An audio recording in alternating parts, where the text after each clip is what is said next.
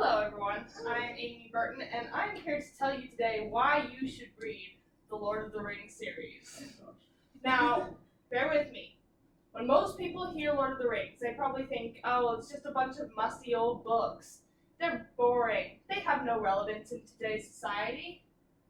Well, I can tell you that is incorrect. Because I myself have read Lord of the Rings and I have found them to be very interesting rather than boring. And also, I'm definitely not alone in this because since it came out, over 150 million copies have been sold of The Lord of the Rings worldwide. So that's a lot. So although it may seem confusing, boring, or even irrelevant, you should read it because it's good writing, it's inspiring, and it actually is very relevant to today's society. So first off, good writing. J.R.R. Tolkien put so much work and dedication into the Lord of the Rings series. Just the way he describes things, the words he uses, is incredible. For example, take this description of one of the places they go to, Lorien. It's one of the houses of some of the elves. It says, "The others cast themselves down upon the fragrant grass, but Frodo stood a while still lost in wonder. It seemed to him that he had stepped through a high window that looked on a vanished world. A light was upon it for which his language had no name. All that he saw was shapely, but the shapes seemed at once clear cut, as if they had been first conceived and drawn at the uncovering of his eyes, and ancient, as if they had endured forever. He saw no color but those he knew, gold and white and blue and green, but they were fresh and poignant, as if he had at that moment first perceived them and made for them names new and wonderful.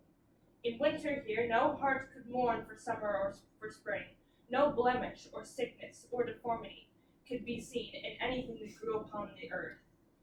On the land of Lorien there was no stain." And that comes from J.R.R. Tolkien's The Fellowship of the Ring. So if that must have conjured in your minds a beautiful place, just because he's so very descriptive, it's impossible not to hear that and not think anything. You can clearly picture what he's trying to articulate. So he's just a masterful writer, which is definitely one of the reasons you should take a look at Lord of the Rings. Secondly, it is very inspiring. Though it might not seem like it, it actually is a very inspiring tale. It follows two stories that are mainly inspiring. The story of Frodo, and then the story of everyone else. Frodo is just a little hobbit, who's this tall probably. I don't know, it's about 3.5 feet. And he has to basically traverse the country of Middle-earth to the darkest place, where it's desert, nothing grows there, to throw a ring, which is trying its hardest not to be thrown into a volcano. Frodo has to throw that ring into the volcano. And the ring is trying to stop him at every turn, and he has to face orcs and orcs and Gollum, this evil hobbit thing who was corrupted by the ring once, and monsters like giant spiders. But even though he has to face all that, he still manages to succeed in the end. But since his story has so many hardships along the way, it's just truly inspiring the way he's able to conquer them and rise up and complete his goal. And now, as for the other story, Aragorn, he has to step up and take leadership. He's a ranger, which means he's pretty low profile, used to operating in the shadows, unseen, But now he has to step up and take his place as the rightful heir to the throne of Gondor, and lead all the men to victory. So throughout the series, he changes from just this ranger to a mighty king who has the respect of all men, and all of them would follow him into battle to the death.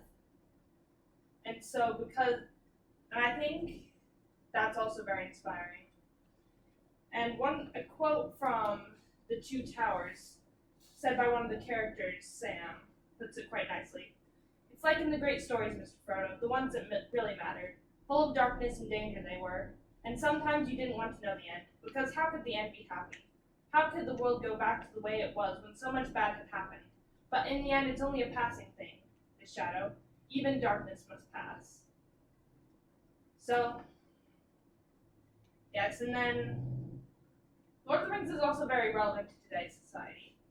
For example, one of the great themes of Lord of the Rings is nature versus industrialism. Tolkien himself was very disappointed when industrialism took hold in England, in Oxford particularly, because he saw Oxford go from the city of dreaming spires, which Tolkien had fallen in love with when he came down to study in 1911, to the kind of Detroit of England. All the greenery and fantasy aura that he had once perceived there had been destroyed, which in his book takes form of the orcs, who scorch everything, and they contribute to a lot of deforestation, trying to make weapons to murder everyone else. And so that theme is very important in an era today where climate change is at the forefront of a lot of people's minds. Every day we're told that the ice caps are shrinking due to the atmosphere, and global warming is going to destroy us eventually. So it's very important to remember the consequences that can come from industrialism and how we need to protect the environment. And then it also stresses the importance of friendship. Now this may seem very cheesy, but friendship is very important in today's society, because we all need to remember that, we're not alone. And we do need people to help carry us, like Samwise Gamgee does in the Lord of the Rings books. He's willing to carry Frodo all the way up the steep hill of a volcano, and he was with him every step of the way throughout his journey. And J.R.R. Tolkien himself knew the strong bonds of friendship. He had this little club, and when two of its members died during World War I, he was deeply affected by it.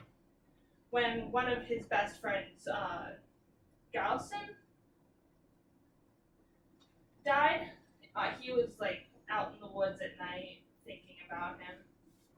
So since he knew about the bonds of friendship and put them in his books, it's shows he knew they were important, and so put them in the books. And even today, bonds of friendship are still vital to society and vital to us as human beings who are very social creatures. Our friends can help us get through the toughest days and make the happiest ones even better. Now, Lord of the Rings is a very phenomenal book series, and I hope you all at least consider taking a peek at it. If not, the movies are acceptable. Obviously it's better to read the books because the books came straight from the mind of the author. There's no adaptation or anything. But yeah, I hope you enjoyed learning about Lord of the Rings. Yay.